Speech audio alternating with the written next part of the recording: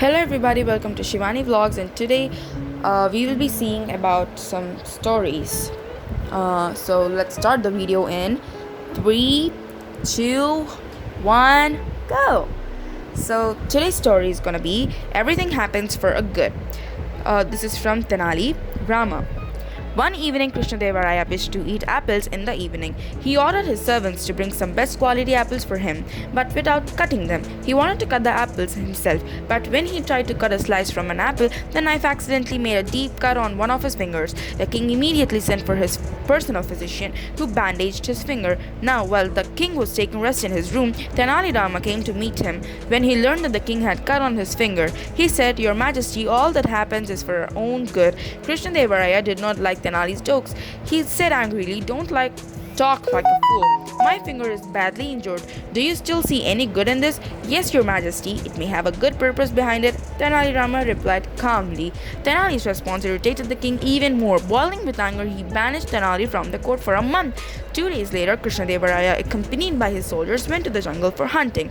There he saw a beautiful deer and shot an arrow at it, but the arrow missed and the deer sprang into the bushes nearby. Krishnadevaraya tried to follow it, but the deer soon went out of sight. Soon he realized that he got separated from his soldiers and started roaming here and there to find way out of the forest. While the king was wandering about in the forest, a group of forest dwellers caught him and held him captive. They just caught him and put them in a cage. They wanted to kill him as an offering to their goddess. But before sacrificing the king, their chief inspected the king. He found that one of the king's fingers was injured and the wound had not healed yet. According to their custom, they did not sacrifice a person having an injury on the body. They believed that offering an injured person to their goddess would displease her.